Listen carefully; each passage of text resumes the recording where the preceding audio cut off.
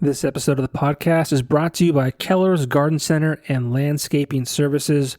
Are you still cutting your own grass? Are you still trying to get your landscaping to look perfect on your own? That sounds sweaty. That sounds like a lot of work. That sounds like a job for Keller's Garden Center and Landscaping Services. Family-owned and operated Keller's Garden Center and Landscaping Services, located on Kern Street in Exeter near Blue Ribbon Dairy, has the quality and experience to get your yard looking its best.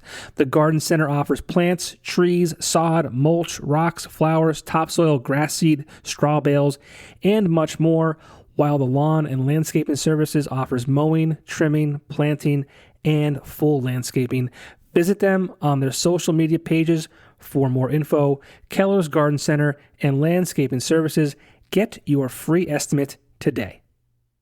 Welcome to the Popko Project podcast, a platform for the discussion and discovery of arts and entertainment. We focus on highlighting people and events that add value to the world around us. Visit us on all social media platforms by searching the Popko Project, or visit our website at thepopkoproject.com. Welcome to the show, and thank you so much for listening.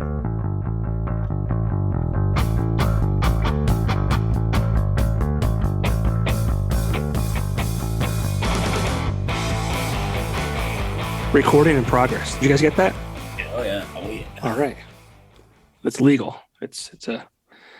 We're safe now. You guys can't sue me. You know that we're recording. Ah, shit. Well, we don't have the means to do something like that, so you're safe. Good. I would hope that you wouldn't. Yeah. The Brendan Brisk Band. How are you guys doing? How is it going? Good. Were you guys just out at watching a band play in 44?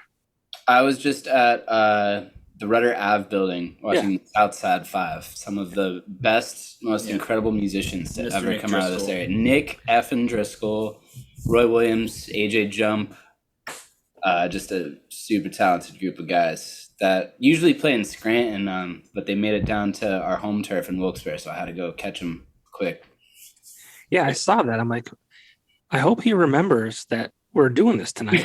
Because I mean, if I was watching those guys play, I'd be like, yeah, fuck Popko. Like, there was a second where I'm like, if they had beer here, I might have to cancel this interview, but we were saved. Yeah, Brendan has these very jam-packed days where he'll like bounce around all around NEPA and then go do like a gig at night. He's very active at all times. You got to do it now. You're young.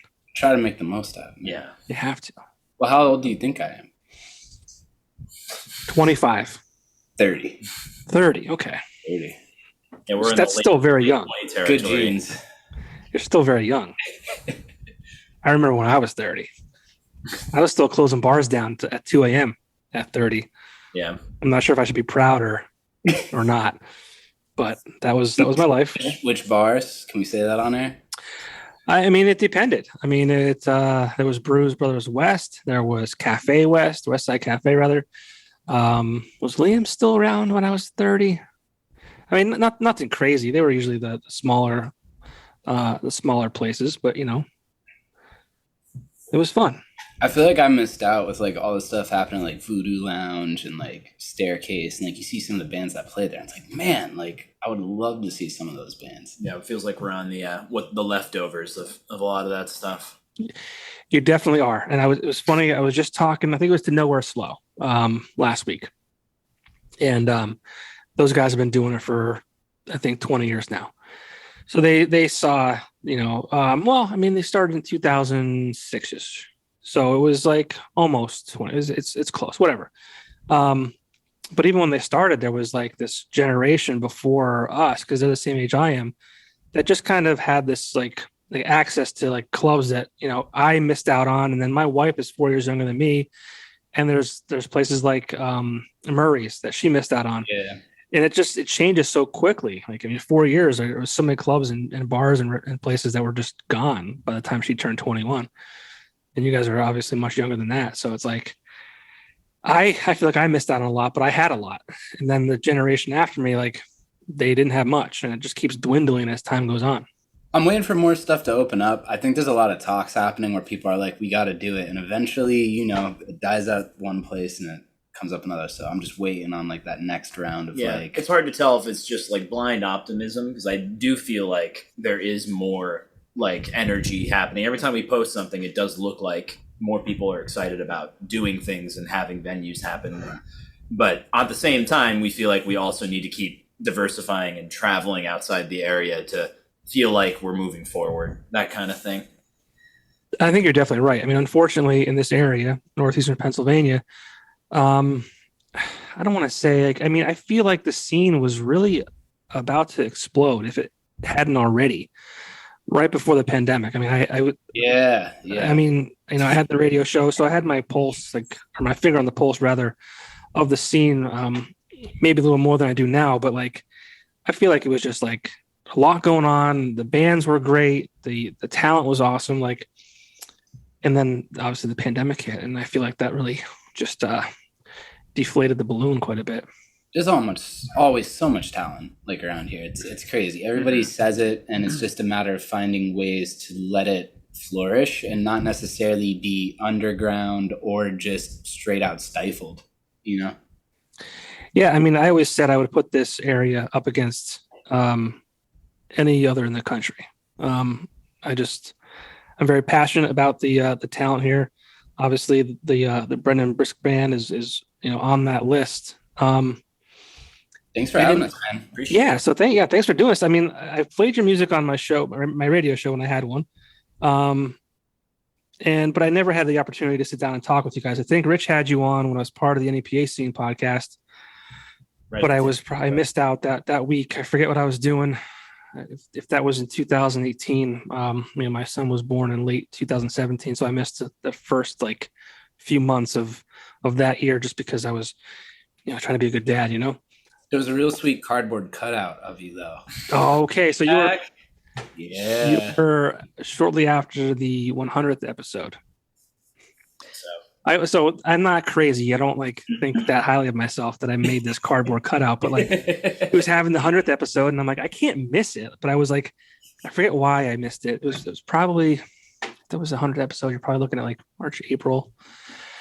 I don't know. It must have been a good reason. I think I probably had something going on for work that paid my bills, and I had to do that. You can definitely say that you've made it once you get a cardboard cutout of yourself, because I see people that have like Guy Fieri cardboard cutouts, and you're like, that guy, he's the top. But even if you made it, you right up there with Guy Fieri if you can do it yourself. Isn't it Fieri? Yeah, but you can't call a guy Fieri like that without that. Is it disrespectful to the cardboard cutout or the real one? Both. But does it count if you paid for the cutout yourself? Yeah, I would say so. Really? Yeah, that seems a little weird. So. You can definitely inflate your own image if you do that kind of thing. Like, didn't Taylor Swift get her whole career started just by her dad buying lots of these advertisements and Swift trucking. Anytime you see one of those trucks with Swift on it, that's the family lineage. Peter Lemongello, he was like a doo-wop singer. Apparently, he was the guy who invented the infomercial. I learned this yesterday.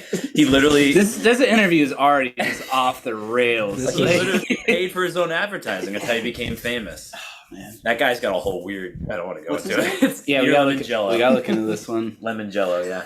So you're saying I'm gonna be famous because I have a cardboard cutout of myself? Yeah, yes. That's what I'm hearing. I don't know. Yeah, that's what I'm saying. Wherever it is, put it somewhere in downtown Wilkes-Barre. Put it in the Axelrad window, so when people are driving by, they could see it, and they're gonna say, "I want to go in there." There's a cardboard cutout of that guy in there. I should do that. Well, so we're expecting our second child.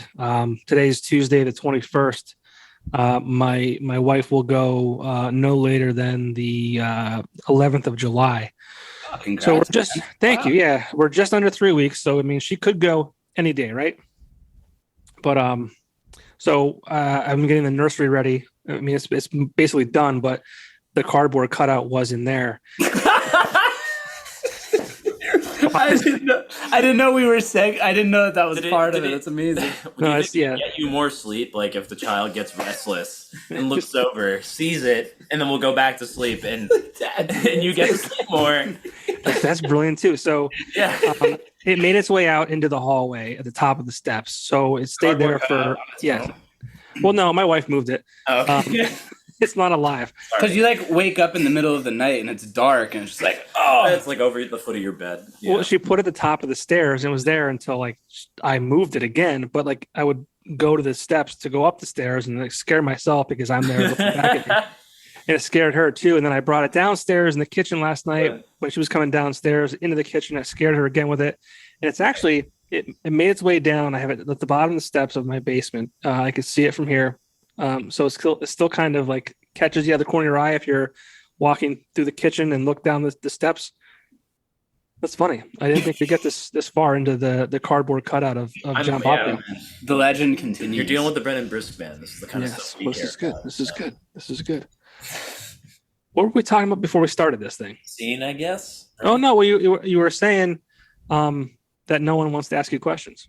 Oh. Yeah, what's up with that, Justin? I don't know. That's how I was going to say. You guys haven't talked yet, so you guys are dominating this. I'm just letting you guys go. We just got a lot of like dominant conversation energy going on over here. I'm an active listener. You have to be, right? Yep.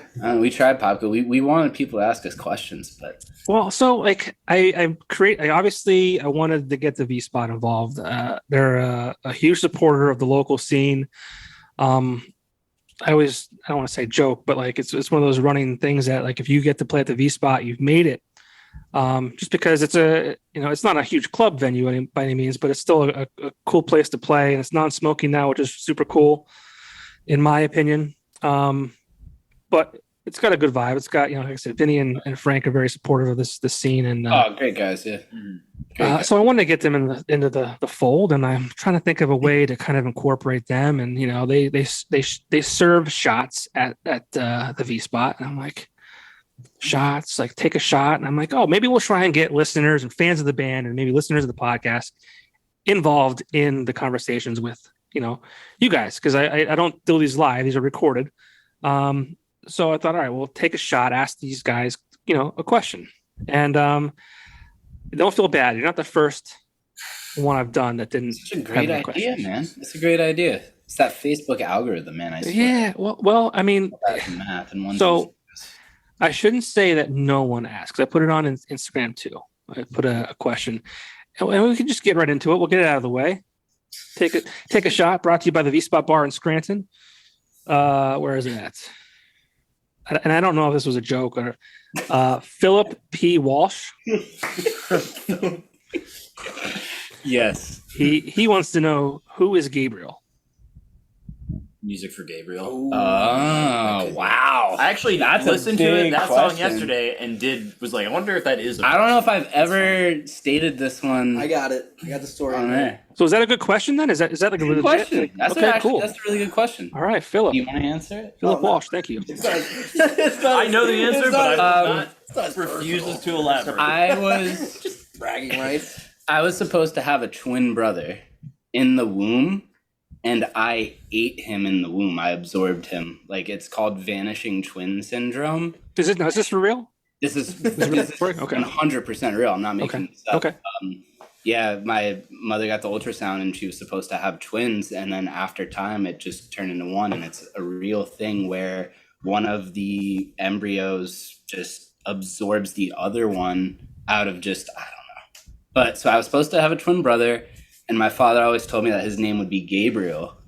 And when I was composing that song on the album Relaxovania, like most songs, it feels like you're not writing it. It feels like you're like a vessel, and something, some energy is like coming through you to play. And there was something real like childlike and like innocent about the song that made me think like, like what if there are still parts of my twin brother inside of me? Like what if that's like a dualistic part of my personality in a way? Mm-hmm. So I dedicated that song to my twin brother, Gabriel, who I ate in the womb. Pretty heavy stuff, right? That's interesting. Yeah. Maybe that's how you're so talented. You are two people in the world. I appreciate that, man. Right? Maybe I could blame it on something now, and I'm like, when I feel like I'm two different personalities. Yeah, I guess you could. Who would know, right? Justin's a Gemini, so he's calm and collective, and then an absolute psychopath. Thank you. As he Thank you. Sits up straight and breathes deeply. I'll take that as So I was not expecting that. Like I saw that's a good question one. come through. Shout out to Phil. I'm like, is this even a real question? I'm like, I don't even know what this means. I'm like, Really good Phil story. We played at Carl Hall for the Outback series. I don't know if you remember when that happened. Yeah. Last summer. And Phil had on our T-shirt, the Relaxylvania T-shirt. He had a Dustin Douglas hat on. He had Bob Lewis sunglasses. And then he had there was one more band. Oh, the Tribe. He had Tribe hoodie or something. Like he had tied around his waist. Oh yeah, tied around his waist. So he had all 4 bands that were playing merch on him, and I'm just like, man, Phil, look at him, just being Phil, just supporting arts locally, and shout out to Phil, great dude. The NEPA super fan, great dude.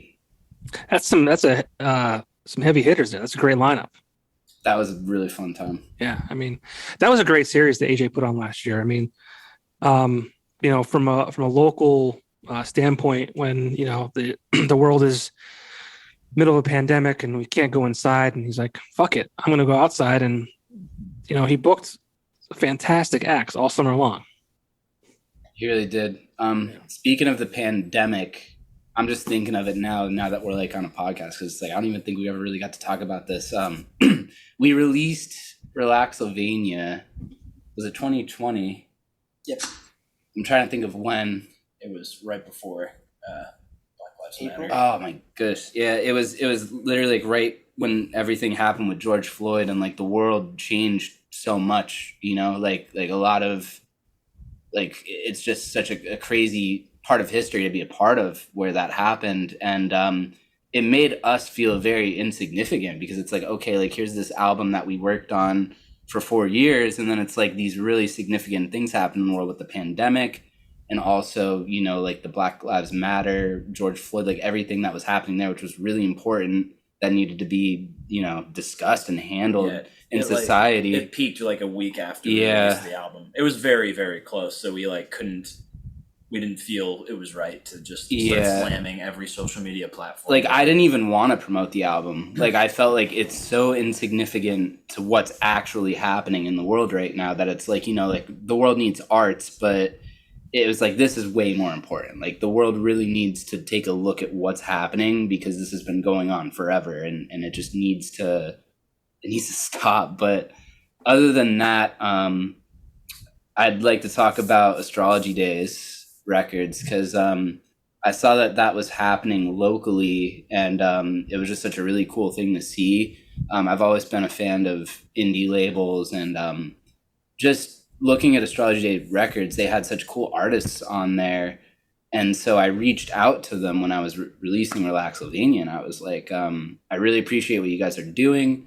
I have this album that I just completed. I want to release it, but I don't really have anywhere to release it.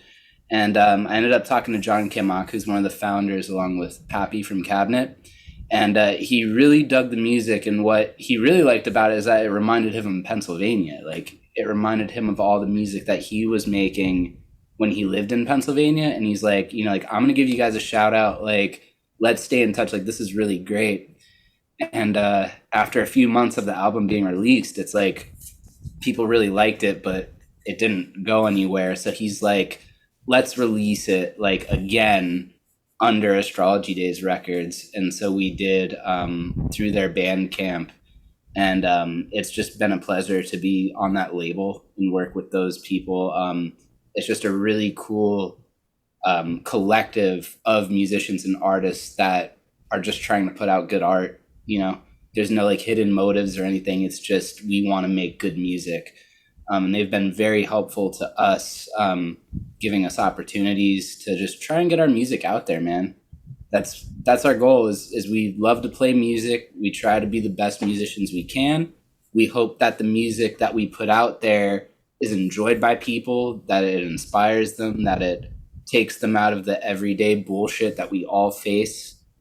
And they seem to be good proprietors and just people that want to help us get it out there. Yeah, for sure. And for those listening and who may not know you, who is the Brendan Brisk Band? What are you guys all about? It's a good question, because I've always been a home studio guy. I've played music my entire life. My father was like a country musician, just playing like local bars and stuff. He and my uncle Nick had the Brisk Brothers, which was like, barroom blues band, country tunes, Americana, Southern rock type stuff. And they had a pretty good following, like tri-state area. And so I was around music forever growing up. And so I've always also enjoyed like computers when I was young. So once I figured out I could record music on a computer, that was it. Like that's been my hobby, is just always recording. I went to music recording technology at LCC, music recording technology classes, and got my degree there. And I learned a lot, and I've just been recording music since, and it never really came to a point where I thought I would be performing my music live.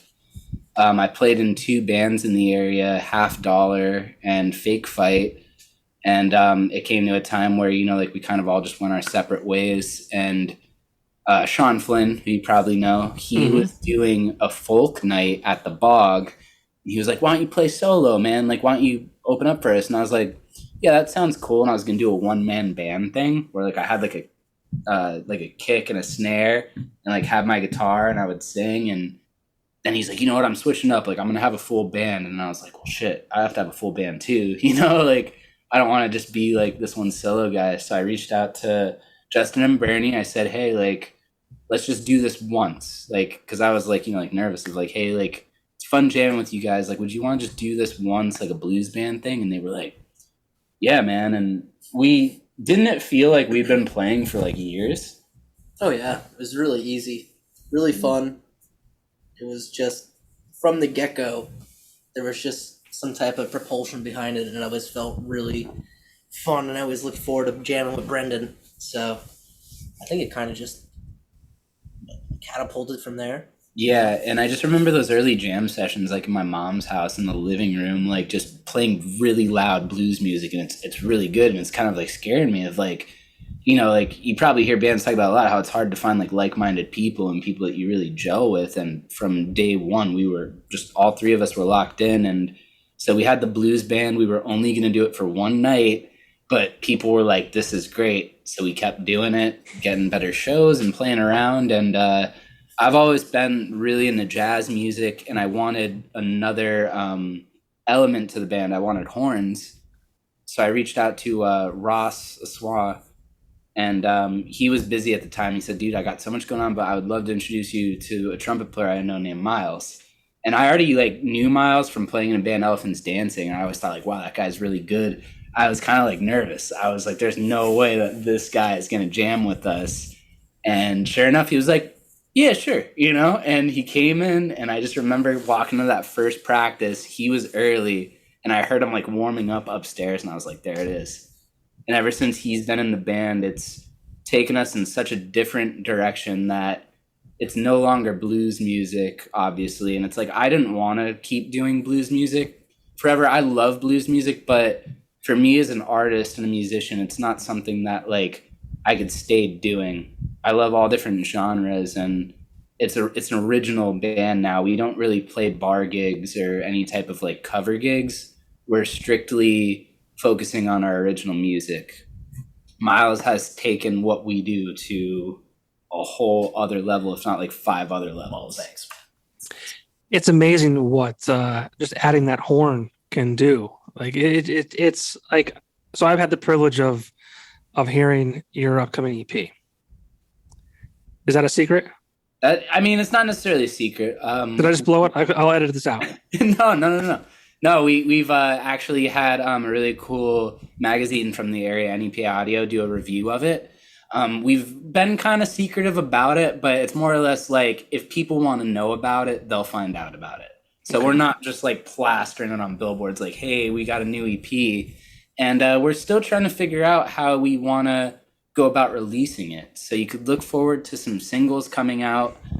We have a music video that we're wrapping up with the very talented Ryan Wood, who did the music video for Chai Tea Tai Chi. Yeah, and oh yeah, he's incredible. We're very lucky.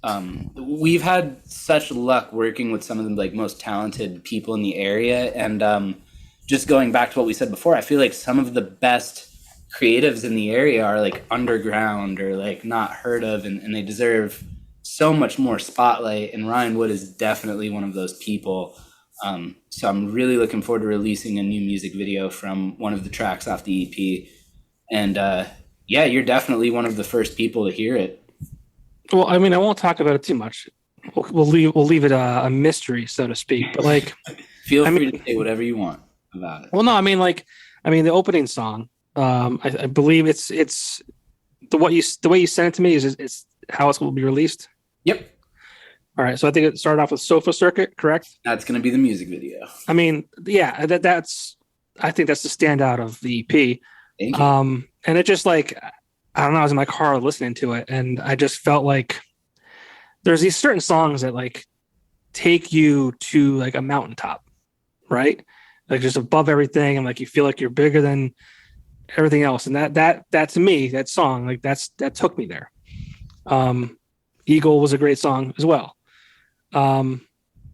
So I'm excited for you guys to put out this music, and it's cool. Like, I don't know if it's my older age or just if I'm evolving as like a music consumer, that like I wasn't always about, the horn, portion of music. But now I hear it and I'm like, wow, this is like excellent.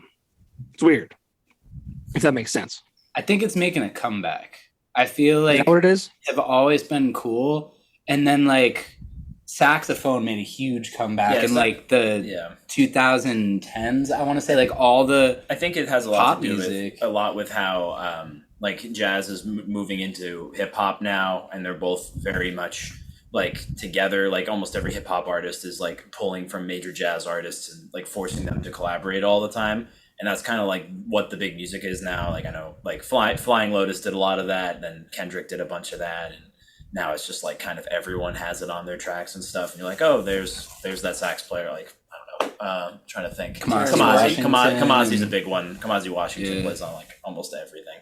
That was the one I was thinking of. So yeah. But just horns in general, man. I'm appreciating the renaissance. I think they've finally found their way back into pop music. The new Harry Styles album, that first track, it's like the horns are just like front and center. There's actually a local trumpet player from here named Laura, who I can't remember what high school she went to, but she plays in the brass orchestra in Scranton with Cheryl Boga once in a while. She played live with Harry Styles in the horn band. So I did not know local that. trumpet That's player awesome. from this area. Yeah, she's cool. awesome. She's a really, really good trumpet player. Harry Styles, while very talented, is disgusting.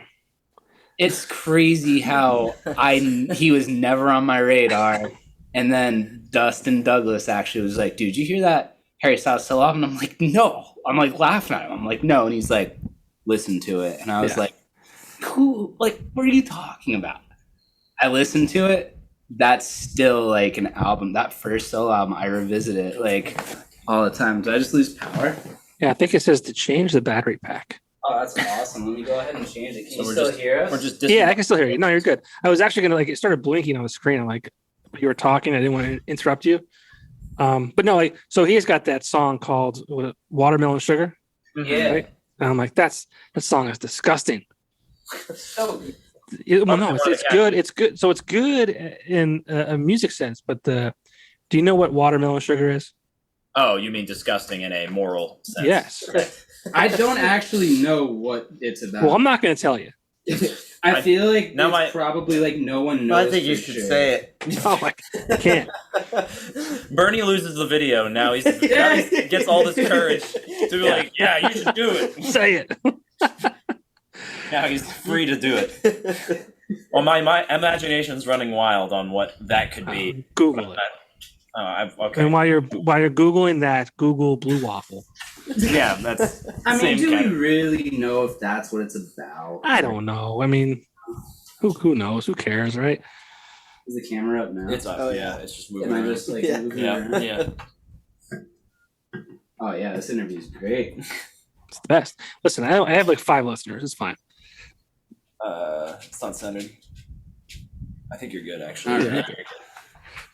You're good.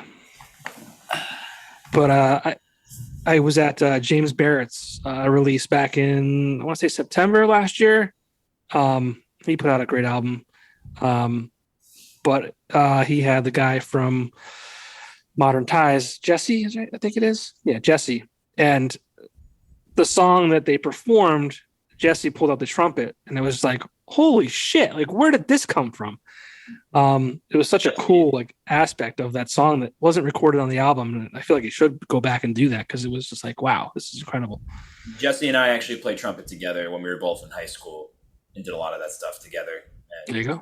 Jesse majored in classical trumpet, so that's like his main thing, or used to be his main thing. That kid, yeah, he's so cool. I don't know what it is about him. He just kind of like, I don't know what it is. Like, I mean, you guys know him, but yeah, it's just cool. Like the horns and just it's just. I was very impressed with the lead song off this new EP. Appreciate that, man. That's definitely what we try to do with our music, is take the listener to just somewhere else, because there's that music that you kind of have on in the background that, you know, you party to and you hang out, but I've always wanted to make an immersive experience with my music, so it really means a lot, man. I think you definitely did that. I mean, I've never, you know, I'll admit that I've never, like, I didn't sit down with Relaxylvania and kind of go song by song. I played your songs on the radio, but this was like the first time I kind of like put it on and paid attention, and I was just like, this is great. Thank you, man. Thank you. That's awesome. So yeah, the inspiration for that album really was, I was listening to a lot of music on Spotify, as I always do, and a lot of more modern music was coming on, and I've always been like a vintage guy. Like, I always want my music to sound like really hi-fi vintage stuff, but there's this label, Stone's Throw. It's like hip-hop kind of label, and they're putting out just this really fat music, like the kick drum's super loud and like the snare like really slaps, and it's just like such a like fat sounding music, and I'm like, I want an album that sounds fat like that. Like, even though the music might not be hip hop, like I want it to have that same really loud smashing quality to it. And through talking to John Kimmock, who's, you know, Astrology Days Records founder, he recommended Phil Jolie, who worked for 10 years as the head engineer at Electric Lady Studios in New York City, Jimi Hendrix's studio that he built. And some of my favorite records were recorded there. But through talking to him, he's like, yeah, man, like I would love to work with you. He really dug Relaxylvania. And everybody who worked on this current EP is from Pennsylvania. So it was funny how like we put like a team together from Pennsylvania. He did such an insane job of mixing it to get it to sound that fat. And I remember when he sent us the first mixes, like they were like too loud, like too bass. And I was like, Phil, like it's great, but like back it up. He's like, I'm sorry, man. He's like, I like to push it. Like, you know, like he works with, like, he's worked with Kanye, he's worked with Common.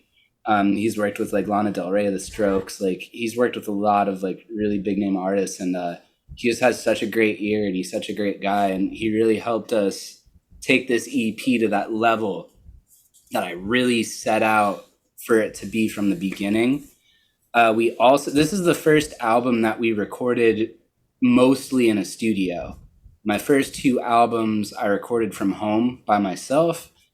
And this album we recorded in Bethlehem, Pennsylvania at Shard's recording studio with Matt Mulchaney. And he not only engineered it and recorded it, but also helped us produce it. Like he got the best takes possible out of us. And I mean, you guys can all agree, like it was just a great hang. Like we were just having fun. It was obviously stressful because we only had 5 days to do it. I took a week off work and I had this like spreadsheet, like itinerary of like, we'll do this day, we'll do this, and like stuff's carrying over. And so like, obviously like there were times where like we were really cutting it close, but that's good for me because I'm a perfectionist. It took me 4 years to finally release Relaxylvania, and with this one I was limited. It's like you only have this time. There's only so many shits you can give. Like, you exactly. can't fixate too much on. And I did still record some piano stuff at home. We worked with Angelo Maraglia, who works with The Tribe, and Young Lion. And he played on the first track, Sofa Circuit, in a song called Rubberneck. And he's like, dude, he's like, you got to get Carl to play sax on this. Carl Krupa, who also plays with The Tribe and some bands from the area. And he played on I think it's the second track, Rubberneckin'. And he just took that song like to a whole other place. So I love the local collaboration of musicians that I really look up to. Because Angela's another guy who I'm like, man, like he wouldn't want to play on my tracks. And sure enough, he played on Relaxylvania. He played on this one, and everybody's just real nice and receptive, and they're always taking our music to like this next level. I've always been a big fan of collaboration lately. Yeah, and it's funny. I always say this too. Like, it's so cool to see artists working together and adding to different songs and different EPs and albums, because when I first got into the scene, and I say that like the scene being when I was 21, because I was able to go out to the bars and watch live music on a local level. It wasn't like that back in 2004 or 2003. It was very cutthroat. It was very like our band deserves all this and your bands deserve nothing. It was really, really strange. So it's really cool to see now how you guys all work together. Yeah, music's not a competition, and I feel like Not a at all. lot Yeah. of artists kind of get that mentality, whether it's just from their own life experience or who knows. But I'm glad that I kind of realized along the way myself that like we got to support each other, especially as a scene, like you say.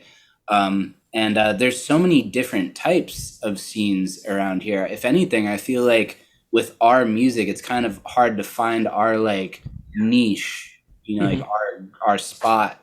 But at the same time, what we do brings in so many different types of people, which I really dig. Like, there'll be like moms listening to our stuff while they clean the house. There'll be people listening to it when they drive. Like, so I do appreciate that people who do tune into what we do, they're from all different walks of life. Whereas I feel like with some types of genres, it's just like, this is me when I'm a teenager and that's it. You know what I mean? Yeah. And what would you consider yourselves?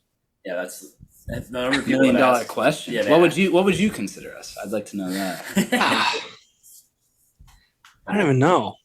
Yeah, it's a that tough people one. ask, like, what kind of music do you play? Like before that New York gig, Like a Lego piece, a Lego fitting piece. and everything, I like Lego or piece. Lego music. Yeah, Lego Just music. start saying that and not explain what that means. I think people will get it, and that'll help. Get shirts made up. Yeah. I want to say like, I don't even know, like Big band.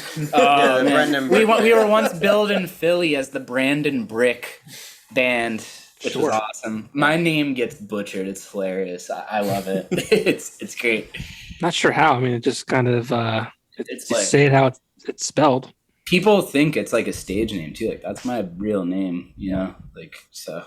is it psych rock? Would you say AJ psychedelic pop? Jump. AJ Jump said we sounded psychedelic R&B, like rhythm and blues, which I dug that. And I think we have funk elements, we have jazz elements. We're obviously psychedelic. Psychedelic themes have always been in my art, whether it's drawing, music, anything really. So it's tough, man. It's tough to put us in a box. Yeah, I mean, like I say, I definitely get a blues vibe, even though you say you're not blues. There's definitely like hints of that, right? Yeah. Yeah, I mean, it's my foundation, so I Yeah. can definitely see that. And I feel like blues is the foundation of a lot of music. So yeah. Blues pop, but like not pop like Britney Spears. Yeah, just like popular, like There's a lot of just hooks. A lot of Yeah. hooks. Hook-centric yeah. stuff. Yeah. I mean, there's nothing wrong with Britney Spears. Yeah, man. Huge Britney fans. Brendan, you gonna take the Britney Spears vibe from now on? You know what? I I'm don't gonna know. wear the Britney Spears No, I'm not mic. gonna bring You're not it gonna in. do it. You refuse. I'm just saying there's nothing wrong with pop and mainstream pop. There's not. I mean, I'm a huge Nickelback fan. People make fun of me. I like Creed. That's fine. Whatever. I mean, there's a reason why they sold how many records, right? Yeah, like that. I watched a really good YouTube video on that about like how like people talk down upon like those types of bands, and it's like here they are selling out places all across. So it's an interesting catch-22 with that, where like there's such a strong hatred towards these things, but yet there's still a very concrete fan base. You know what I mean? Sometimes I feel like- the musicians that play behind the songs too are it's incredible session wise. Who was actually playing on a lot of popular recordings, even writing them too, penning them for someone else. Very true. Pop is a machine. Yeah, who's the guy from Fun and just Jack Antoff? Oh yeah, another guy from Elect. He's been like a producer basically now. Yeah, he's written a lot of records, tons of stuff for like people you know. So yeah, there's that too. I don't know, but I'm worried about Britney Spears. We all are. We're all pulling for her. I'm not following it, so she's got a lot of like crazy Instagram rants going on, and like justified. She has a lot of anger that, a lot of stuff going on. I don't know how it's developed, but I never would have thought we'd bring up Britney Spears. She's awesome. She's just timeless. She just got married. Toxic's great. Who's she remarried to? Toxic's great. Half dollar. I don't know. A younger gentleman.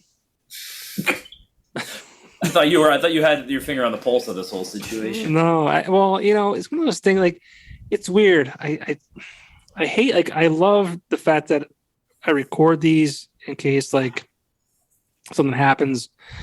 But I also I record them and I'll release them like a week later sometimes. And the one time I was talking to the guy Eric from Traverse the Abyss, and we were talking about Britney Spears. I don't know why she gets brought up so much in these conversations, but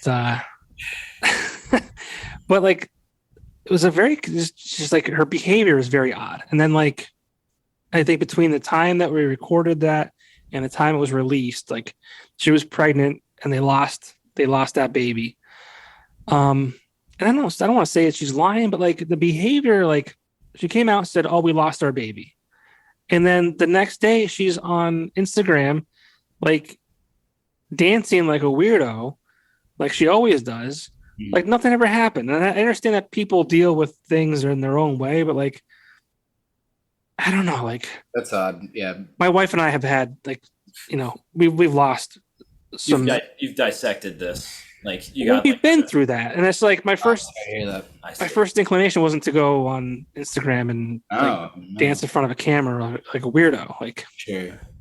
So I don't want to say she's like a liar, but I'm like, did this really happen? Like, did she do this because she was looking for attention? Did she make it all up? Like, and then who am I to even like say that out loud? Social media is so weird too, right?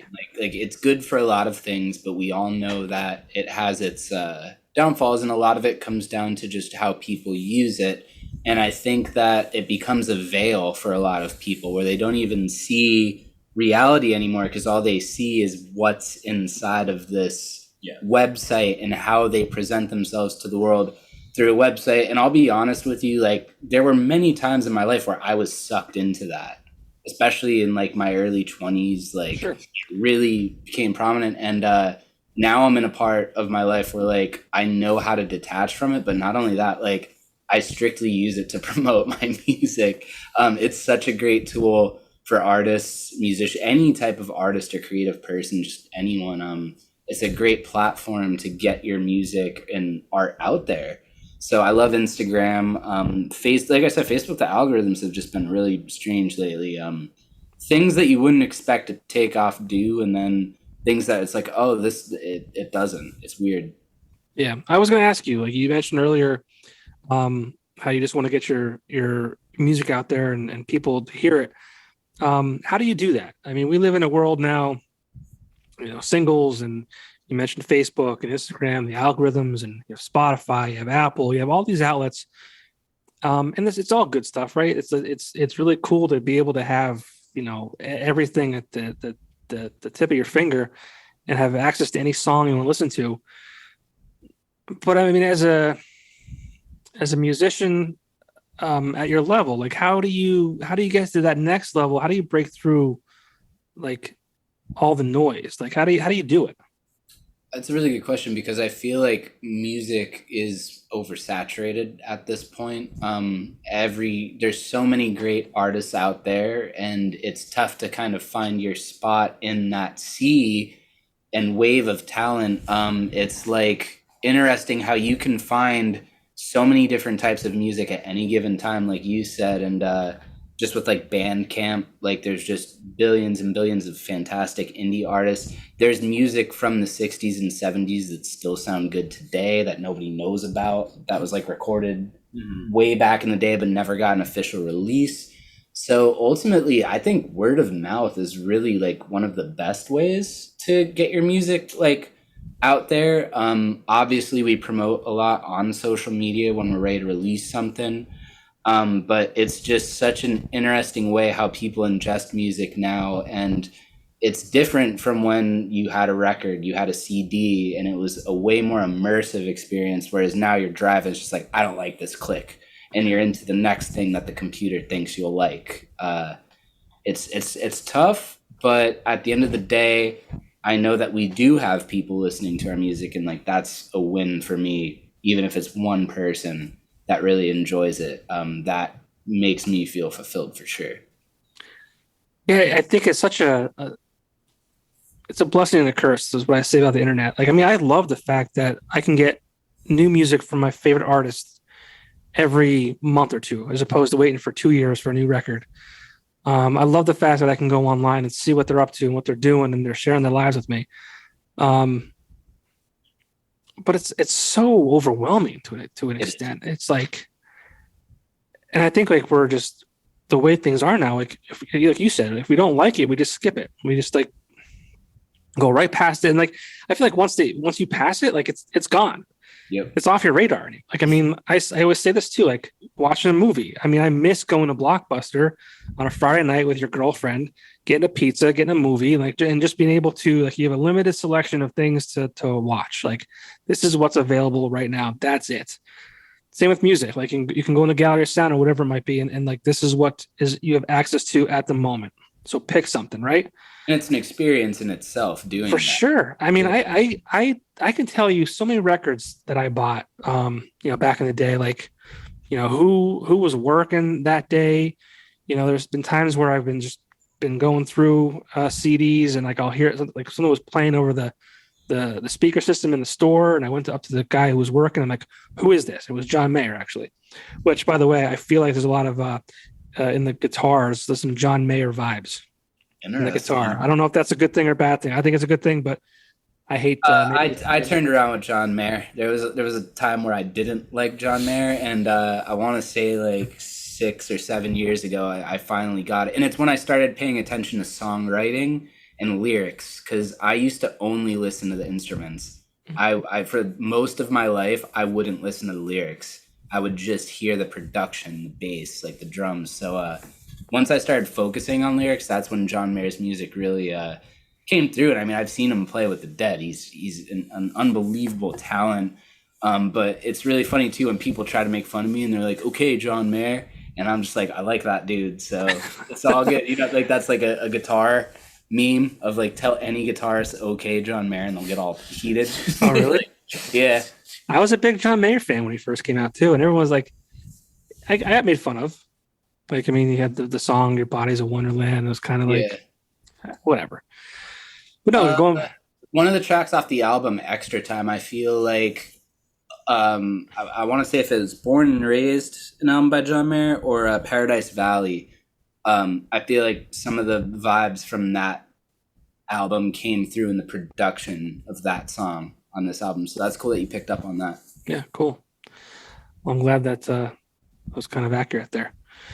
But yeah, I'm going back to like, the whole like consuming, media and things. Like, it's just overwhelming. I spend more time, going through Spotify, listening to 10 seconds of a song, not liking it, going to the next, or, movie night with the wife. It's like, what do you want to watch? I don't know. So you're flipping through Netflix and Amazon and Disney and whatever. It's a million things. You're spending more time looking than you are actually watching something. It's just like, I'm really bad with my watch later lists. And on Spotify, I probably have like 100 playlists of like albums that I'm like, I want to listen to this, and then I never do. How do you get to it? I literally just have like all these albums that I don't ever get around to listening to, but I'm like, that looks cool. Save that. There's not enough time. Like, exactly. I know. I've basically I basically started watching video essays as opposed to documentaries, because they're 15-minute documentary chunks. Get it through. And you know, I like the bread and butter factoids, you know. Mm-hmm.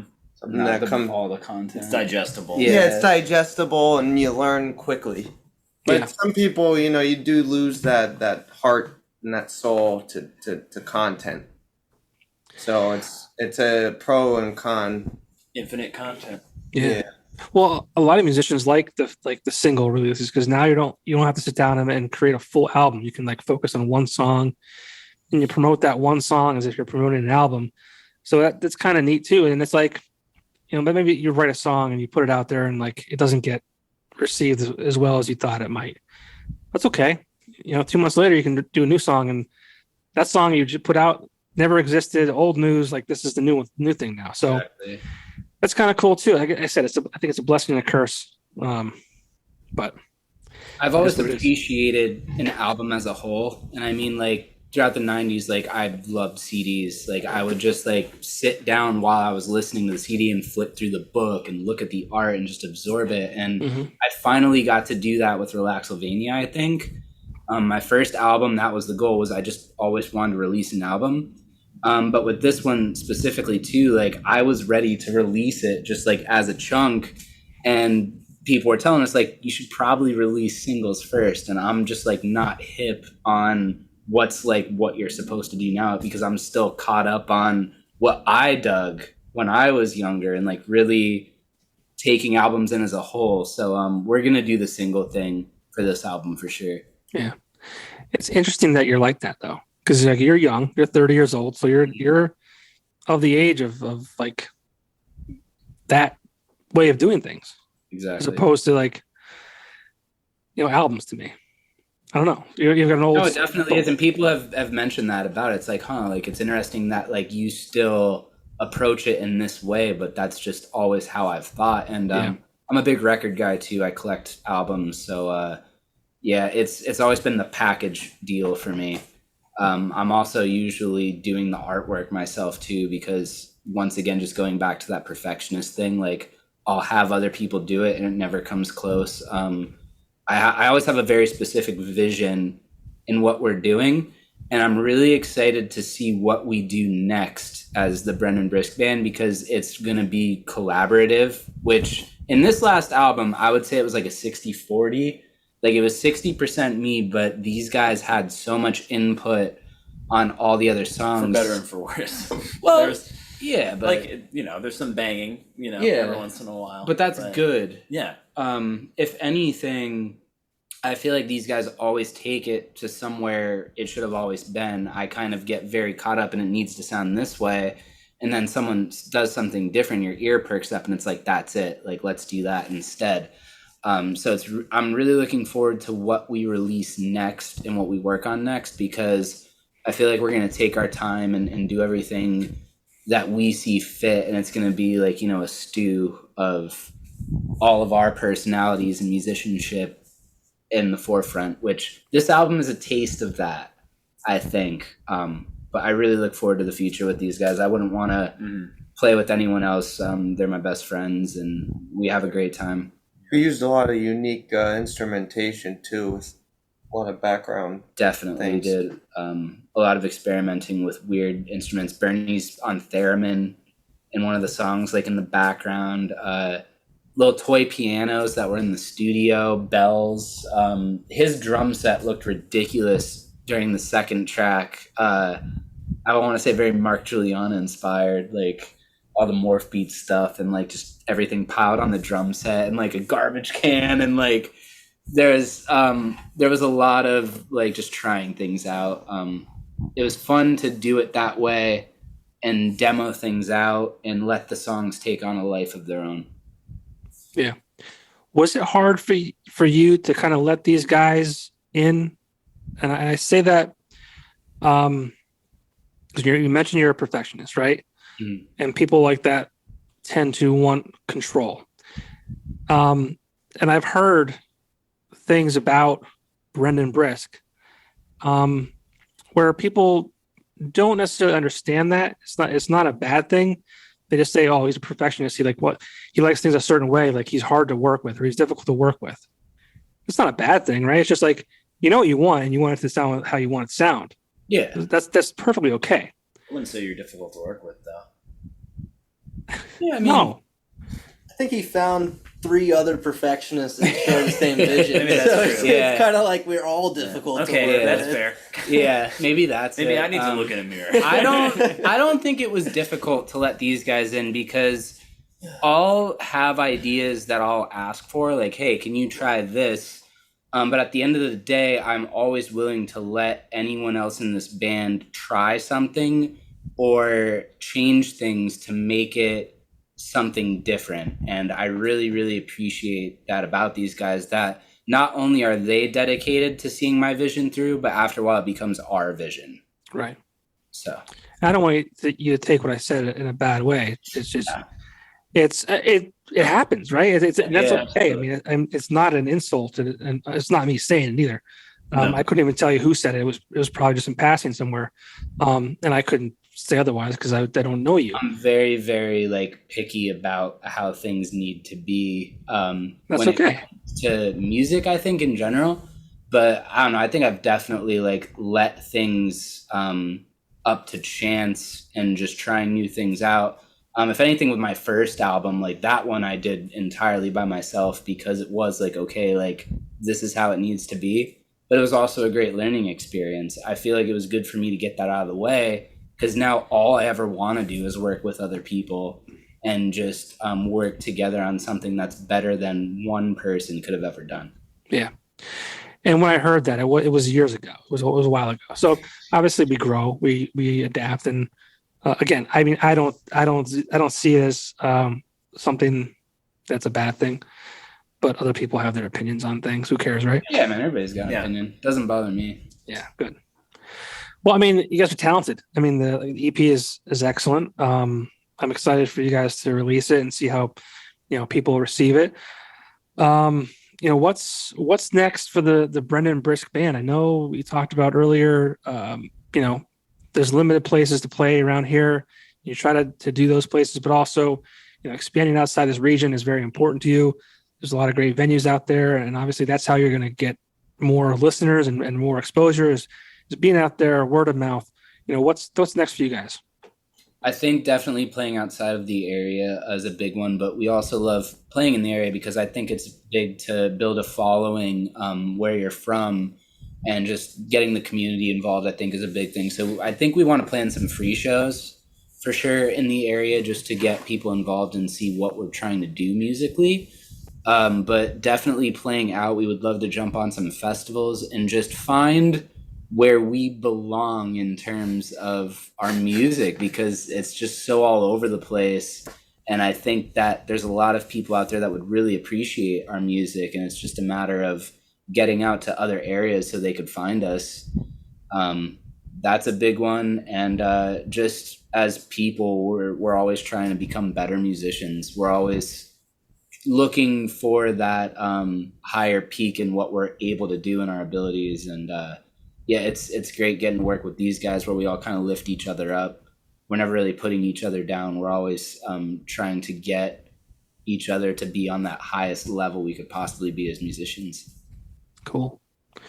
Well, the EP is called Never Everywhere, and we have no release date yet?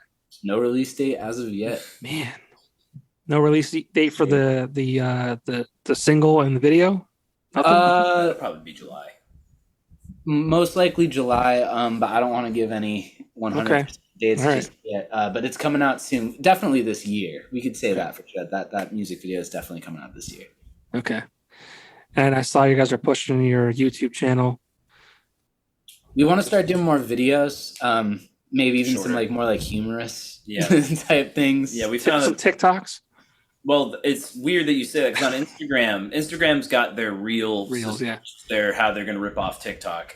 And Brendan made 2 reels, not both of them ridiculous. The first one is Justin screaming at me to blow the horn louder, and he's just screaming at me.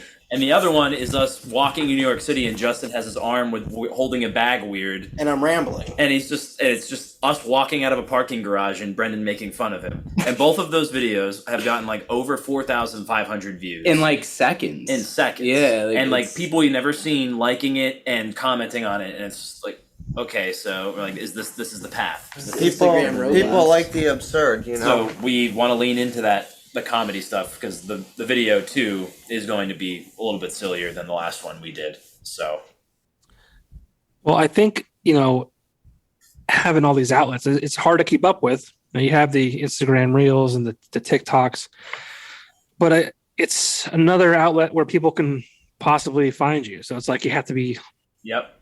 on all of them. It's crazy. But For sure.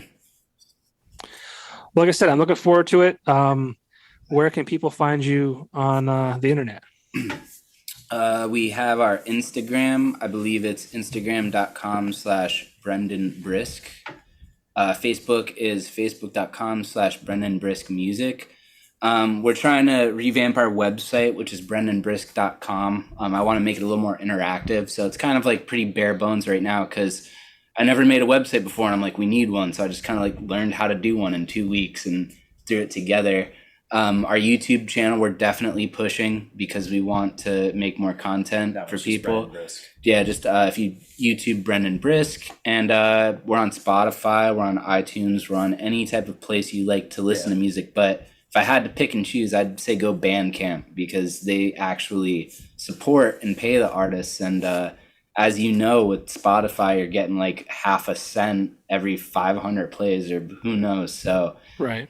It's cool to listen to music. I ingest a lot of music, but if I really appreciate someone, I always support them and, buy the physical CD, even if you can't play it, just having it somewhere and being able to see it. Yeah. Does Bandcamp still do the Bandcamp Fridays where all the proceeds or whatever go to the artists? Or I want to say they do. I know they took it away for a while. Yeah, don't quote me on that, but that's an awesome thing. Bandcamp Fridays, if you feel like supporting any type of musician or indie artist. And shout out again to Astrology Day Records. They've done a lot for us, for sure, and helped us get to another stepping stone. And and we're just always walking up those stones. We're on that upward climb to wherever we can get.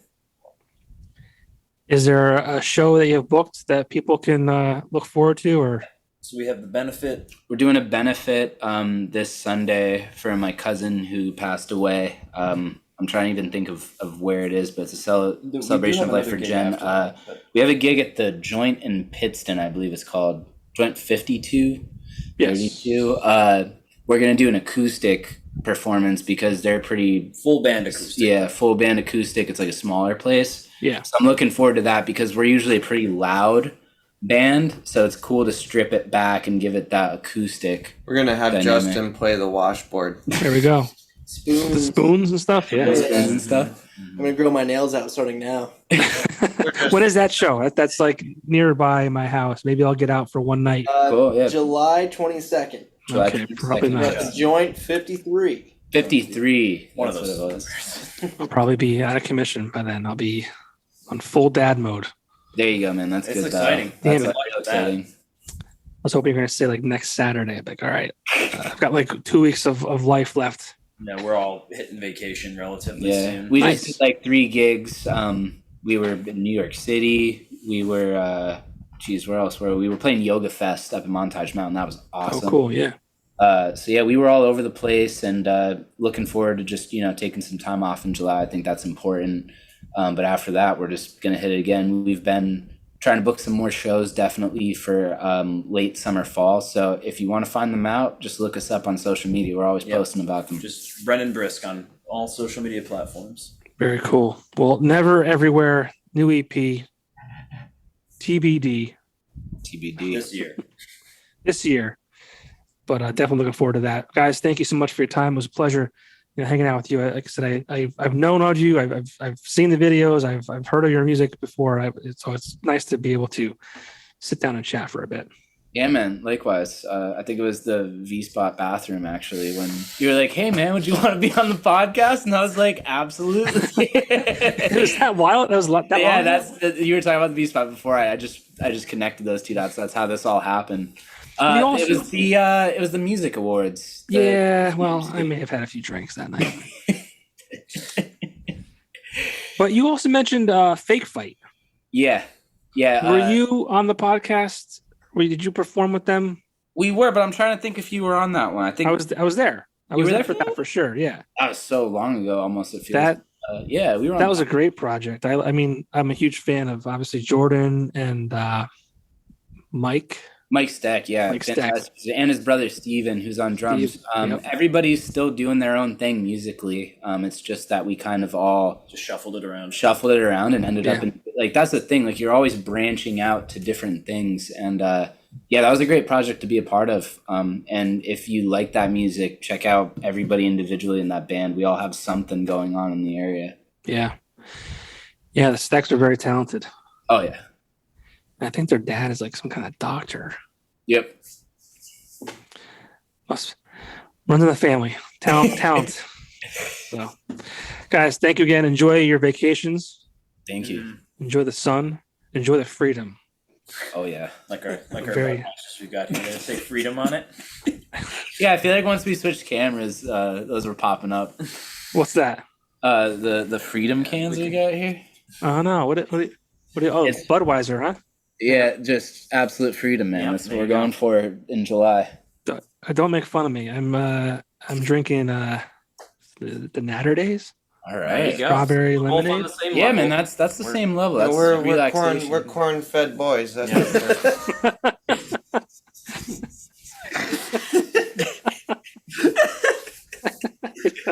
We couldn't think of a better note to go out. Yeah, on. that's the best note to go out. Let's cut it. That's good. All right, guys, enjoy. Hopefully, I'll see you guys sooner than later. Yeah, man. Yes, Thanks for talking to us. Thanks Thanks for for having having us on the show. Absolutely. Thank you, guys. Peace out. All right, see you. Later.